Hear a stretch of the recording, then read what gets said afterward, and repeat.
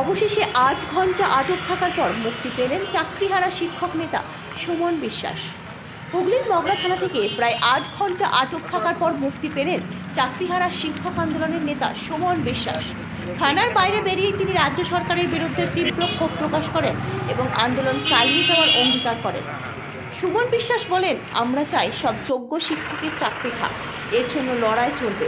মুখ্যমন্ত্রী আমাদের দেখলেন না, তাই বিরোধী দলনেতাকে বলবো আমাদের বাঁচান, পাশাপাশি সব রাজনৈতিক দলকেই বলবো আমাদের পাশে দাঁড়াতে। তিনি আরও অভিযোগ করেন, রাজ্য সরকার ভয় পেয়েছে, তাই আমাকে অপহরণ করেছে, গুম করার চেষ্টা করেছে, কিন্তু এইভাবে দমিয়ে রাখা যাবে না। প্রাণ চলে গেলেও আন্দোলন চলবে। শিক্ষক নিয়োগকে ঘিরে দীর্ঘদিন ধরে উত্তাল রাজ্য। বঞ্চিত প্রার্থীরা নিয়মিত পথে নেমে আন্দোলন করছেন। তাদেরই অন্যতম মুখ সুমন বিশ্বাস। তার 8 ঘন্টার আটক এবং মুক্তি আন্দোলনকে আরও উস্কে দেবে বলেই মনে করছে আন্দোলনকারীরা। চাকরিহারা প্রার্থীদের স্লোগান একটাই, যোগ্যদের চাকরি চাই, লড়াই চলবে।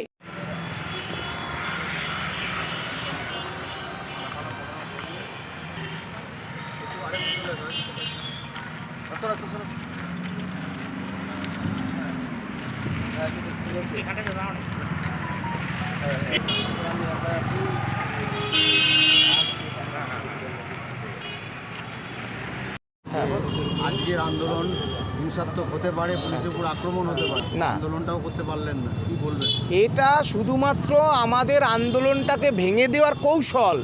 এগুলো সব সরকারি চাল, একেবারে স্কুল শিক্ষা দপ্তর, রাজ্য সরকার, মাননীয় মুখ্যমন্ত্রীর চাল এটা, যাতে কোনোভাবে আজকে ওই সুবল হত্যার বিচার চাইতাম।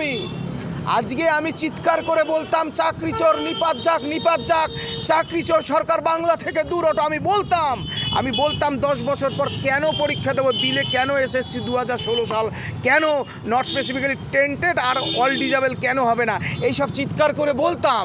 সেজন্য আমাকে কণ্ঠরোধ করার জন্য আমাকে হাইজ্যাক করা হলো।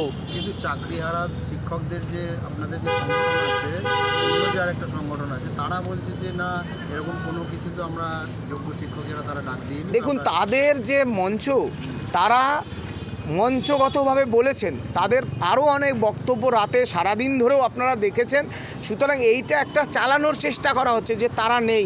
আজকে সবাই ছিল, যদি সবাই না থাকতো, সরকারের এত কিসের ভয়? ধরুন আমি একা, তাহলে আমি যদি একা হই, তাহলে আমাকে হাইজ্যাক করতে হলো রাজ্য সরকার, এত শক্তিধর রাজ্য সরকারকে, যারা নাকি 235 না কত সিট পেয়ে বসে আছে। এর থেকে লজ্জা, মর্মান্তিক, দুঃখের, হতাশার একবার কলঙ্কতম ইতিহাস পশ্চিমবাংলায় এ যাবৎকালীন ইতিহাসে এসেছে কিনা আমার জানা নেই।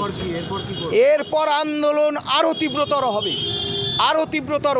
আজকে বাড়ি যাই, আরও তীব্রতর আন্দোলন হবে। দুর্নীতির বিরুদ্ধে আপসীন ধারার লড়াই হবে। তাতে জীবন যেখানে খুশি চলে যায়, চলে যাক, কারণ আজকে মৃত্যুর মুখ থেকে ফিরে এসেছি। অবশ্যই রাজ্য সরকার 100% ভয় পাচ্ছে, আমাদের ভয় পাচ্ছে, আমাদের আন্দোলনকে ভয় পাচ্ছে। কারণ রাজ্য সরকারের মুখ পুড়ে গেছে। ওই বন্ধু সুবল চলে গেছে, সুবল হত্যার বিচার চাই। সুবল আগামী দিনে যারা যোগ্য, তাদের প্রত্যেকের চাকরি বজায় থাকতে হবে, প্রত্যেকের একজনেরও চাকরি যাওয়া চলবে না, এটাই কথা। সেটা আমরা নিশ্চিত করে তবেই ঘরে ফিরবো। আপনাকে যদি আবার অপহরণ করে করুক, বাংলার মানুষকে এইটুকুই বলতে চাই, এই হলো পশ্চিমবঙ্গ সরকার, পরিবর্তনের সরকার, রাজ্যের মাননীয় মুখ্যমন্ত্রী। আপনারা দেখুন, আমরা জন্মেছি একদিন, চলে যাব একদিন। আপনাকে এরকম হ্যারাসমেন্ট করেছে, আপনি অভিযোগ করবেন কোথাও? আমি নিশ্চয়ই অভিযোগ করব, মাননীয় মুখ্যমন্ত্রীকে অভিযোগ করব, যে আইনত ব্যবস্থা নেব। আমার তো সেরকম কিছু নাই। যারা যদি কোনো বাংলার মানুষ কেউ যদি আমাকে সহযোগিতা করতে চান, আমি তাদের সহযোগিতা চাইব। যে দেখুন কিভাবে একজন যোগ্য শিক্ষকের চাকরি খেয়ে নিয়ে আমাকে আজকে সারাদিন কিভাবে আন্ডারগ্রাউন্ড করে হাইজ্যাক করে কি করলো। সুমন বিশ্বাস, তারাই জানে, পুলিশ কেন গেছে পুলিশ জানে। Bureau report, R.News।